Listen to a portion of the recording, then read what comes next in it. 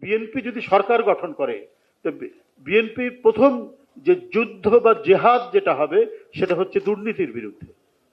কারণ দুর্নীতির জন্য আপনার সাদা চোখেই দেখুন, একজন মেধাবী ছেলে সে ইউনিভার্সিটিতে বা তার প্রতিষ্ঠানে ফার্স্ট ক্লাস পেয়ে এসছে, কিন্তু তার কোনো ব্যাকিং নেই। দুর্নীতিগ্রস্ত সমাজে সে তার সার্টিফিকেটটা নিয়ে টোটো করে ঘুরে বেড়াচ্ছে। তো দুর্নীতি বিরোধী সত্যিকার অর্থে একটা সুশাসন থাকলে ওই মেধাবী ছেলের সরকারি চাকরি পেতে কোনো অসুবিধা হয় না। সরকারের সহায়তাহীন একজন কৃষক তার যে প্রয়োজনীয় যে জিনিসগুলো দরকার, কৃষি উপকরণগুলো দরকার, সে পাচ্ছে না। কারণ সমাজ দুর্নীতিগ্রস্ত, রাষ্ট্র দুর্নীতিগ্রস্ত।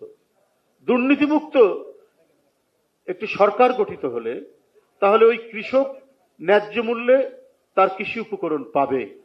সেই কথাগুলো এখানে আমাদের বিশেষজ্ঞরা আপনাদের কাছে সেটি বলবেন।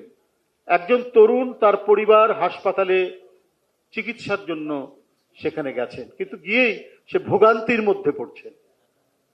কারণ সমাজ রাষ্ট্রে দুর্নীতি বিস্তৃত।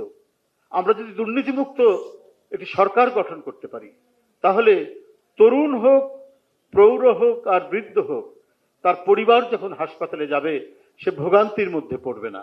কারণ রাষ্ট্র দায়িত্ব হচ্ছে একজন ভুক্তভোগীকে তার সর্বোচ্চ সেবা প্রদান করা। হাসপাতাল সে সেবা প্রদান করবে, এটি হচ্ছে মূল বিষয়।